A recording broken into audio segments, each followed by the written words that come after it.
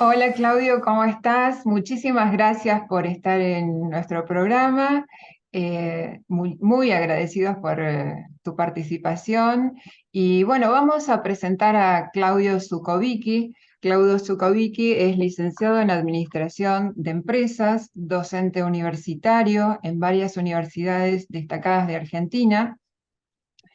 Es un referente y un consultor en en distintos medios empresariales y analista financiero. Los medios más destacados son TN, La Nación, Radio Millennium, entre otros. Bueno, quería hacerte algunas preguntas a nivel, nosotros tenemos una empresa de real estate acá en Miami y sabemos que el mercado es internacional y nacional y muchos de nuestros inversores son inversores argentinos. Al tener un mercado nacional e internacional, nos gustaría saber tu punto de vista con respecto sobre todo al problema más importante de toda la gente a nivel mundial, que es la inflación. ¿Qué opinás sobre la inflación? ¿Hacia dónde va? ¿Quiénes van a ser los más afectados? ¿Cuál es tu opinión personal con respecto a esto? Bueno, primero muchas gracias por la presentación, exagerada por cierto. Eh, a ver, vamos a dividir dos cosas. Va a haber muchas escuelas, depende de la génesis de lo que cada escuela crea que fue la causante de la inflación. Pero tratemos de hablar con sentido común, no vamos a resolver nosotros dos ahora un problema milenario de la causa de la inflación, pero vamos a tratar de trabajar con sentido común, sobre todo para tu audiencia, ¿no? Dedicada a real estate. En primer lugar, vivimos 2 años en pandemia. Esos 2 años la demanda estuvo asistida. ¿Por qué? Porque el lema de todos los países del mundo fue, quédate en casa, nosotros te ayudamos. Y Ujú. cada gobierno, de una manera u otra, asistía a esa demanda emitiendo dinero. Estados Unidos emitió un cuarto del dinero existente desde el principio del dinero, asistiendo, ayudando a pagar un salario, asistiendo a la gente. Por lo tanto, la demanda estuvo asistida. Pero como las fábricas estuvieron cerradas, la oferta estuvo completamente limitada. Más dinero en circulación, menos bienes, produjo, entre otras cosas, una puja de precios por sobreemisión monetaria y por restricción de oferta, porque China fabrica el 96% de los containers que dan vuelta por el mundo y no había. Realmente no había. Chips para autos, no había. Eso generó, repito, una asistencia de los gobiernos centrales, que ahora lo están sacando. Están sacando esa asistencia. Lo que finalmente estás viendo es el combate de la inflación subiendo la tasa de interés. Si yo miro la reacción de los mercados, creo que los mercados le creen a la Reserva Federal. Es algo así como te preguntan, ¿estás preocupado por la inflación? Sí, pero la Reserva Federal se está ocupando. ¿Qué significa? Que la tasa de interés, que es lo que está subiendo la Reserva Federal de corto plazo, es mucho más alta que la de largo plazo. Para ser concreto en tu respuesta, hoy tenés una inflación alta, pero muchos descuentan que va a ir bajando con el tiempo o creen que va a ir bajando con el tiempo. El costo es muy alto. ¿Por qué? Porque para hacer eso, subir la tasa de interés, generas una recesión económica. Nunca hasta ahora en la historia de la humanidad hubo una corrección inflacionaria, una suba de tasas de interés, sin una recesión posterior. Ejemplo, alguien que pagaba $2.500 de hipoteca, hoy está pagando 5.000, 6.000, hasta 7.000. Eso es restricción de consumo en otro lado. Perdón por lo extensa de la respuesta, pero bueno, ahí estaba justificada. No, no, pero está buenísima porque me da pie también para preguntarte otras cosas, que lo que decís es cierto, yo lo estoy viviendo ahora, que la oferta que hay inmobiliaria, hay más oferta pensando que se seguía esa inercia y en realidad cuando la Fed empezó a subir los intereses, que todavía no terminó de subirlos hasta que no llegue al objetivo, eh, es lo que el rumor que tenemos, ¿no? De la recesión y todo lo que viene en adelante. Ahora, otra pregunta, ¿el reseteo mundial tiene algo que ver con todo esto de la pandemia? ¿Cómo lo relacionás? El reseteo mundial, la pandemia, el lockdown, que toda la gente estaba adentro, que muchos gobiernos manejaron todo esto para llevarnos a otro cambio en la humanidad, es lo que yo creo, ¿no? Pero vos como analista seguramente tenés más elementos. No, está muy bien y cada uno finalmente con su opinión, ¿no? El mercado se hace de gente que opina distinto, si no todos estaríamos de un lado o del otro simultáneamente. Necesitas compradores y vendedores o necesidades distintas, ¿no? Dicho esto, yo creo que la pandemia aceleró procesos que claramente venían ocurriendo en el tiempo. Pero me parece que en algún punto volvimos a hacer o queríamos volver a hacer lo de antes. Mira, en finanzas nunca importa lo que va a pasar. Lo que importa es lo que la gente esperaba que iba a pasar. Si vos esperás algo muy bueno, pero muy bueno, pero muy bueno, y es solo bueno, es una desilusión. Pero si Mm, vos esperás algo muy malo, pero muy malo, pero muy malo, y es solo malo, es un alivio. Y yo creo que estamos en lo segundo. ¿Por qué? La pandemia creíamos que iba a haber una nueva normalidad, que no íbamos a volver nunca más al trabajo, que iba a cambiar. Algunas cosas cambiaron, pero por elección. Este reportaje lo estamos teniendo por Zoom y sirve y ayuda y vos podés globalizar un programa. No significa que no, si pudieses hacer la elección, estaría bueno cara a cara. La gente mucha decidió volver a sus lugares, volver al teatro, volver a comprarse cosas, a comprarse ropa, a vengarse de la venganza del consumidor, dice un amigo, porque en el fondo seguimos siendo humanos. Me parece que fue la velocidad con la que pasaron las cosas y la expectativa que en 2019 teníamos una expectativa completamente distinta para el 2020, nadie esperaba lo del 2020 y quizás ahora estamos del otro lado. Mira, hablando de tasa de interés, vos pensás que yo soy uno de los que se equivocó, ¿eh? Esto lo digo con la mayor humildad. Yo soy uno de los que se equivocó. Para este año, para el 2022, en el 2021, esperábamos tres subas de tasas de interés del 0,25 cada una.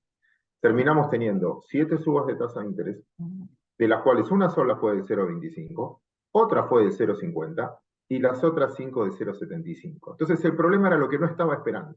Entonces, ante tu pregunta, no creo que haya una nueva humanidad, creo que aceleró procesos, creo que el ser humano es un ser humano, le gusta las mismas cosas que les gustaban antes, Sí.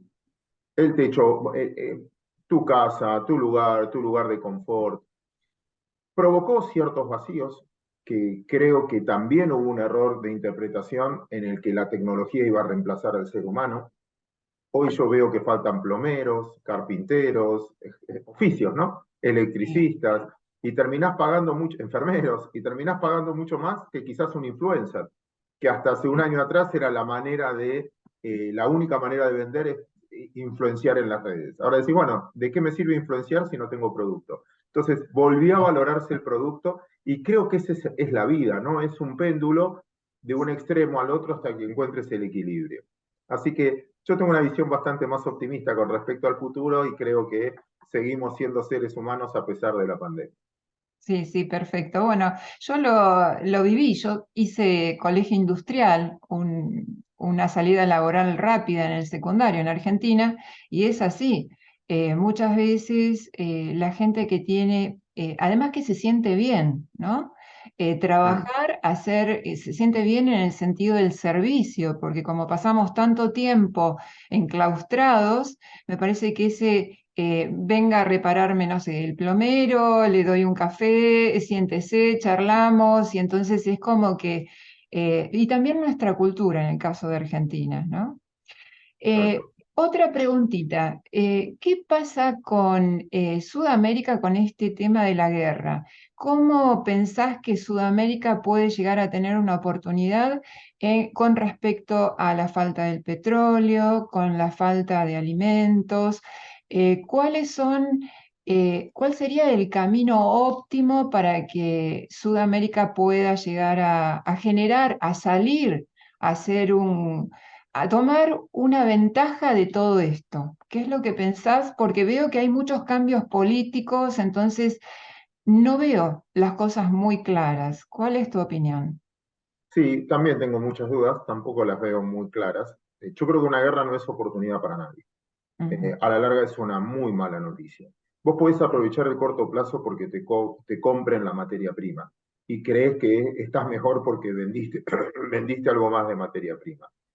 Argentina es un claro ejemplo. En la Segunda Guerra Mundial fue, y después no paramos de decaer sistemáticamente, porque crees que nos salvamos solo vendiendo materias primas.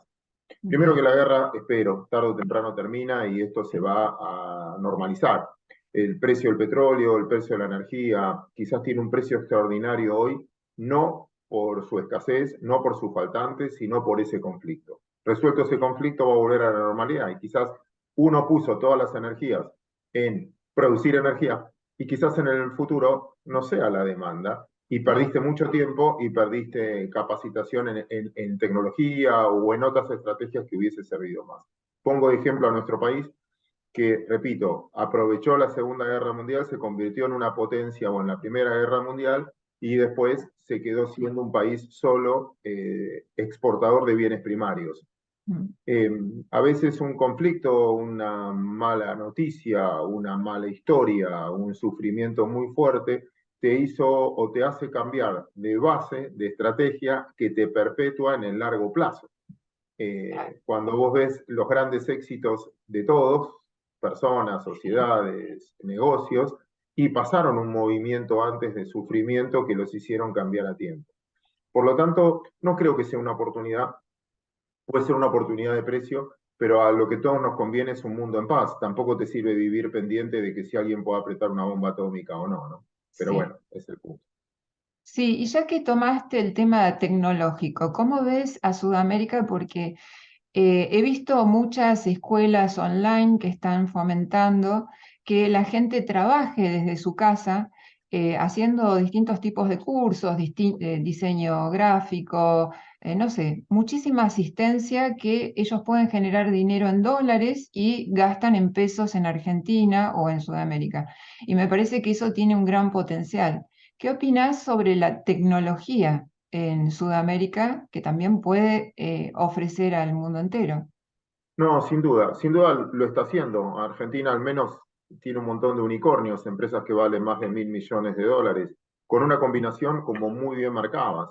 Un Ujú, país de vida, de costo de vida relativamente barato y ujú, en un mundo que paga salarios tecnológicos muy buenos. Pero yo creo que ya no dividiría fronteras. Las nuevas generaciones viven y ujú. están en la nube. De hecho, nosotros estamos Ujú. comunicándonos hoy por medio de la Sí, nube. Entonces yo ya no limitaría por fronteras, por regiones. Los sub 30, los que tienen menos de 30 años, son ciudadanos del mundo. Nosotros nos educamos, o yo me eduqué en una cultura donde decía que el que gobernaba la tierra era el que gobernaba el mundo era el que gobernaba la tierra, ¿no? Los romanos, los griegos. Después el sí, que gobernó el mundo, o el mundo estaba dividido por quien tenía mares o quien estaba cerca de los mares, los ingleses, los españoles, los portugueses, los holandeses. Hoy rige por la nube. Me parece que el lugar físico es una circunstancia en el que necesitas pertenencia, necesitas identificarte, necesitas tener valores, pero me parece que el mundo no se va a regir por países, se va a regir, repito, por dónde está una oportunidad, dónde está el consumidor y dónde es más barato producirlo. Eh, la mayoría de los productos que nosotros usamos hoy, la verdad que no sabemos el origen. Yo no sé si Sumo es China, si es estadounidense, si es... Y la verdad que tampoco la estudié mucho, salvo algún día que quise comprar acciones y me di cuenta que la que cotizaba no era la Zoom que estamos usando hoy, era otra. Lo mismo pasa con un montón de activos que nosotros son muy cotidianos para nosotros, pero la verdad no sabemos ni dónde queda. Queda en el celular, no queda en otro lado. claro. Entonces, desde ese punto de vista me parece que obviamente el conocimiento y el talento donde lo desarrolles es lo que va a potenciar. Y esto abre, facilita, porque ya no necesito vivir cerca de un centro o a 2 cuadras de una universidad, puedo vivir en cualquier lugar y tener acceso a una educación global. Claro, es un poco lo que decía Bill Gates, ¿no? De darle internet a todo el mundo para que todo el mundo tenga la misma oportunidad. Es casi un derecho humano tener conexión.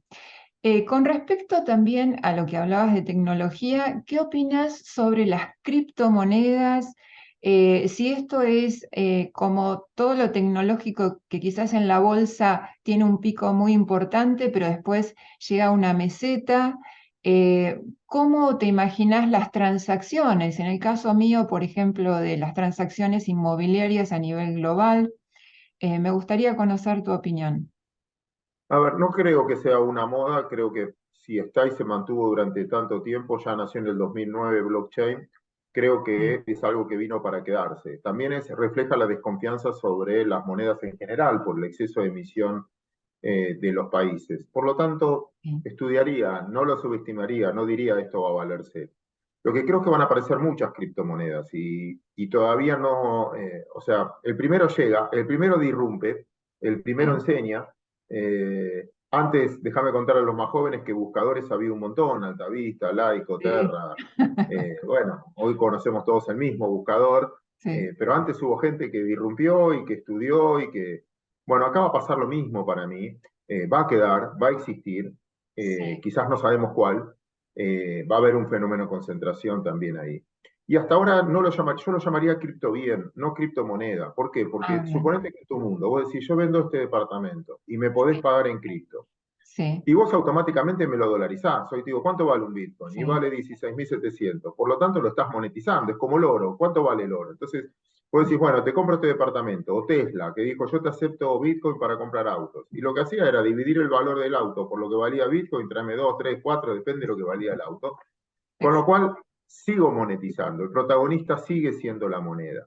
Lo asemejo más a un departamento, que es como Claro. una unidad de ahorro. No una unidad transaccional, sino una unidad de ahorro. Quizás con el tiempo exista la manera, a través de los portales de logística, ¿no? Los Amazon de este mundo, los Mercados Libres de este mundo, que logren desarrollarlo también como una unidad de cuenta y como una unidad transaccional. Eh, por eso te digo, hasta ahora lo veo más como un cripto bien, más que como una criptomoneda. Creo que se va a seguir desarrollando. Creo que es una necesidad en el mundo de hoy para no depender exclusivamente de la política o de la emisión de los bancos centrales, pero falta mucho todavía. ¿Y qué pasa ahora que tocas este tema con respecto a, por ejemplo, las monedas virtuales? Los países no quieren romper todo el sistema porque eso sería unos intereses que, bueno, sabemos que todos los países se rigen por los bancos. Nosotros estamos Sí. manejados inconscientemente por los bancos. Por ejemplo, el dólar digital, ¿qué protagonismo tomaría? ¿Cómo te imaginas el mundo futuro en eso? ¿Criptomonedas, dólar digital? ¿Vos pensás que Estados Unidos dejaría que la criptomoneda ingrese? Yo sé que hay legislación que se está pensando, ¿no? Pero ¿cómo lo imaginás? Sí, a ver, un banco central lo que va a querer es regular, punto. Claro, Entonces, si es una cripto y va a estar regulado por un banco central, pierde quizás la esencia de por qué muchos inversores van a una cripto. Quizás la descentralización que implica esto, o blockchain, que es salir de una contraparte central, es el contrasentido de que venga una contraparte central a regular todo. sí. Yo la verdad que me queda grande la pregunta, no lo sé. Yo creo que va a Mm, definir el usuario. El usuario es el que finalmente, a vos te puede decir que, no sé, en Miami, en alguna zona, Airbnb está prohibido. Y bueno, pero la gente alquila vía un primo. En sí, muchos lugares yo vivía en Argentina donde Uber estaba prohibido. Y bueno, y todos se tomaban Uber. El que sí. termina decidiendo es el usuario. Entonces, en el fondo, un banco central o va a querer regularlo, sin duda va a querer regularlo, pero quizás un día, mañana gane la elección alguien que proponga algo distinto. Sí. Entonces, yo creo que en un mundo mucho más descentralizado, pondría más la vista en la horizontalización de las decisiones que en la verticalidad de una decisión de que alguien diga esto se puede, esto no se puede. Bien, perfecto, sí. Otra pregunta es el cambio climático. ¿Cómo pensás que va a cambiar el mapa económico mundial el cambio climático? Fíjate que se van a crear algunas vías marítimas distintas, hay zonas que van a ser prácticamente desiertas. Estuve escuchando una noticia muy reciente que en Egipto ya van a dar una convención con respecto al clima y van a dar subvenciones a los países que están afectados por este tema, que bueno, son producto de las grandes ciudades y los grandes gigantes que consumen tanto carbón y afectan al clima. Entonces, ¿qué Sí, opinas con respecto a eso? es muy buen punto, se va a madurar sin Sí, duda. Para mí estamos tomando una sociedad cada vez mejor porque se preocupa por estos temas y antes no. bien, Y creo que es inevitable. Una persona de 25 o 30 años, que es el 50% de la población del mundo, tiene esa edad, o menos de esa edad, van a vivir 100 años en este planeta. Más vale que lo cuiden. Yo tengo bien, menos incentivo de cuidarlo, pero ellos van a vivir 100 años más y más vale que lo cuiden. Por lo tanto, esta movida me parece no una cosa de políticamente correcto, me parece necesaria y un muy buen negocio hacerlo. No hacerlo te va a traer mucho más pérdidas y mucho más pobreza cuando ves incendios, cuando ves un montón de cambios que afectan al ecosistema. Repito, lo haría hasta por dinero, no solo porque es eh, políticamente correcto. Después está muy bien lo que decías de Egipto. ¿Por qué? Porque en el fondo también vivimos una contrasostenibilidad en un debate. Vamos a suponer que China o Rusia no adhirieron al protocolo de cuidar el planeta, sí, o lo hacen a su ritmo. Y Alemania sí decidió hacer eso. Entonces tiene el cielo limpio, no hace más energía nuclear, no hace más energía fósil. Vino el conflicto bélico, o a Inglaterra, le subió la energía por 5. Entonces un ciudadano dice, mira, el planeta lo siguen contaminando, yo tengo que pagar 5 veces más de energía porque ellos siguen contaminando y por culpa, entonces, ¿sabes qué? Entonces, esa compensación para premiar al que hace bien las cosas y al que realmente cuida el planeta, me parece un incentivo, una política de incentivo a que mm, no es todo lo mismo. Y finalmente tener una compensación económica que pueda paliar, comprar la energía más cara porque no querés tener, más cara por ahora, ¿no? Después la claro. tecnología quizás abarate esos costos. Pero bueno, entonces ese punto me parece una maduración del tema, porque hasta ahora, si no, el que hacía las cosas bien tenía que pagar la cosa al doble. O sea, si yo compro una ropa que es Sí, biodegradable y lo que fuera, y vale el doble que otro que no, si los otros siguen comprando y yo soy el único que no compra, bueno, el planeta se sigue contaminando igual y a mí me sale más caro. Entonces, sí, eh, te ¿cómo castigan, obtener ese beneficio para que valga la pena la pelea? claro. Otra pregunta que me parece que también está en la mente de mucha gente, ¿cómo está avanzando China con su ruta de la seda? Hay muchos puntos en Sudamérica que están siendo, ellos financian, pero a la larga tienen un proyecto un poco más eh, profundo, por no decir otra cosa. Hay países en Sudamérica y Centroamérica que están influenciados y necesitan. Bueno, tenemos a Sri Lanka, lo que hizo China con ese país. Entonces, ¿pensás que China puede tener muchísima influencia en Sudamérica? ¿Qué pensás con respecto a China que poco a poco está, y bueno, y Estados Unidos, que realmente la política ya no es la misma que hace unas cuantas décadas, ¿no? ¿Qué pensás Sí, sobre ese tema? no sé si realmente no tengo mucho valor agregado a lo que vos estás diciendo que podemos leer con prejuicios, no prejuicios, etcétera. Sí, Tampoco quiero, es como usar el espacio para contestar algo que no, mi opinión no tiene valor acá en algo distinto. Creo que mm, sí trabajaría mucho en, cuando uno hace arreglos que no te convienen, habla de la debilidad de uno, no de la fortaleza de otro. Entonces, sí, si yo, quizás eso refleja más nuestra debilidad como continente o Sudamérica, de no desarrollarnos bien y depender de otro comprador. bien, El otro comprador que aproveche es una historia. Es cuando tú te dedicas a la compra y venta de propiedades. Entonces, sí, una cosa es cuando el vendedor vende por necesidad y otra cosa es cuando es un inversor que invirtió y tiene el tiempo del mundo para poder vender. Y yo sí, creo que el inversor que invirtió y que tiene ahorros y tiene el tiempo del mundo para vender está en mejores condiciones que el que tiene que vender sí o sí. Entonces, yo me bien. trataría de mejorar nosotros para estar del lado de esos inversores que tienen el tiempo para negociar y no depender del comprador urgente, ¿no? Bien, perfecto.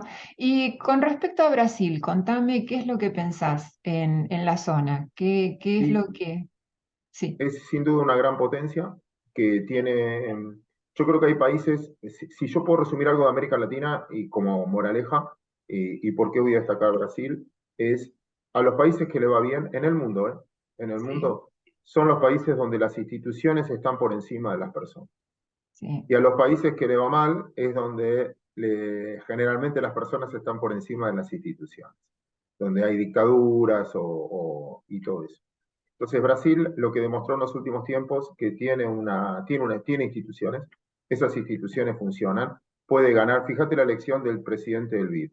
Lo propuso Bolsonaro y Lula lo termina eligiendo. Es la sí, institución por encima sí, de las personas. Ah, no, lo puso él, no lo tomó. El sí, respeto a su identidad y el respeto a sus empresas, el respeto a la generación de riqueza, el respeto al déficit fiscal, a no tenerlo, a no exagerar, más allá de algunas políticas más de izquierda, más de centro derecha, más participación estatal, menos participación estatal, pero es un país que supo crecer mucho, es una de las potencias del mundo hoy, y creo que el ejemplo que deberíamos tomar muchos es la institucionalidad. bien, perfecto. ¿Y Argentina? ¿Qué va a pasar en Argentina en el 2023? ¿O qué es lo que te gustaría? Yo creo que va a ser un año, sí, yo soy de los que se equivoca por confundir lo que quiero que pase con lo que puede pasar. En términos objetivos, yo te tendría que decir, no hay ningún motivo para esperar que la economía mejore, ni Mm, la condición social ni la condición política. ¿Por qué? Porque para bajar la inflación, inevitablemente tenés que subir la tasa, bueno, lo que están haciendo quizás hoy, ¿no? Subir la tasa de interés, acomodar algunas variables que son recesivas. Esa recesión con un 50% de pobreza es complicada, es muy complicada socialmente. Entonces yo creo que estamos mal. El resumen que hago es que todavía Argentina no tocó fondo, mm, más que económicamente, socialmente, por lo que estábamos hablando, culturalmente, porque es probable que después Argentina tenga un rebote fenomenal, porque está en un lugar adecuado, porque tiene muy buen clima, porque no tiene problemas limítrofes, no tiene problemas climáticos, no tiene problemas religiosos, no tiene problemas étnicos. sí, Y eso para el mundo que viene es fabuloso, tiene buenos sí, recursos humanos, buenos recursos naturales, capital, porque realmente hay mucho ahorro personal, incluso fuera de la Argentina. Por lo tanto, la oportunidad está intacta, pero a veces culturalmente dar vuelta a una situación donde muchos años se creyó que el Estado era el que te iba a salvar la vida, que se sí, pensaba más en repartir que en generar. Bueno, ese cambio donde no existía el mérito, donde no se premiaba el mérito, donde el esfuerzo no era un premio o no era premiado, me parece que ese cambio cultural es lo más difícil para el 2023-2024. Tenemos las posibilidades, están intactas, tenemos todo. El punto es que la sociedad quiera hacer ese cambio, ¿no? claro. ¿Y eso ves en las aulas también? ¿En las aulas de Mm. donde dictas Hoy cursos? está dividido, ¿no? A mí lo que me toca convivir es generalmente con la gente que tiene acceso a la educación y tiene acceso a una educación, a mi gusto, buena, muy buena. Sí, En ese contexto esa gente está muy incluida, pero también muchos se están yendo, o sea, ese sí, conocimiento lo desarrollan en otro lado. Pero también tenés un 40% de jóvenes que no tienen acceso a esa educación. Y sin esa educación es muy difícil después tener valor agregado en lo que uno pueda ofrecer. sí. Entonces, en mi mundo sí, yo tengo mucha fe en el futuro porque veo chicos que vuelan, que vos decís, wow, honestamente, son mucho mejores que yo en muchos aspectos o que mi generación, no solo de mí. Mira, hace poco acompañé, ¿no? Con la universidad donde estoy a 17 chicos a estudiar una semana a Wall Street. Y la Mm, verdad que tocando la campana, todo ese qué proceso lindo. es Inolvidable. muy lindo, inolvidable para mí. Pero ¿sabes qué? También volví con la sensación de que están 10 pasos adelante mío en muchas cosas de interpretación del mundo que viene. En muchos casos, más que profesor, me convertí, y no es falsa humildad, me convertí en oyente y de mucha esperanza, porque digo, wow, si estos chicos siguen así, me van a hacer la vida más fácil. No me van a competir, me van a hacer la vida más fácil. Bueno, ojalá suceda, Argentina tiene eso, tiene mucho de eso. Pero bueno, también hay que hacer algo por los que quedan excluidos. Sí, yo dejé de dar clases de real estate acá en Florida antes de la pandemia, por el tema de la pandemia, y ya venían alumnos que me decían, profesora, pero en Google dice esto. Yo explicaba algo y ellos ya iban directamente y entonces tenían la respuesta. Es Mm, ahora, creo que el alumno da más al docente que el docente al alumno, porque son varias personas consultando y con distintos puntos de vista. Creo que es muy enriquecedor, pero mm, tal bueno, cual. Bueno, creo que esas son todas las preguntas. Muchísimas gracias. Seguramente te vamos a molestar en algún otro momento. Te agradecemos muchísimo porque sos muy simple en contestar preguntas que son muy profundas, muy profesionales y además que no son sesgadas, porque siempre tratás de tener una vista equilibrada, no de opinión. Fíjate que te di muchos puntos para que puedas dar una opinión quizás que va más allá a algo que es equilibrado, pero eso es muy bueno, ¿no? Porque, bueno, millones de gracias. Gracias por bueno, este tiempo también, gracias por la posibilidad de compartir con tu gente. Así que bueno, bueno. estamos en contacto. Bueno, nos vemos y si querés, pasanos tu canal de YouTube. Em, el tuyo es Es Claudio Suchovicki, Zukovicki, sí, ¿no? Claudio Suchovicki, sí, exacto. Perfecto, bueno. Un abrazo muy grande, muchísimas gracias. Un Hasta la placer. próxima. Chau, chau.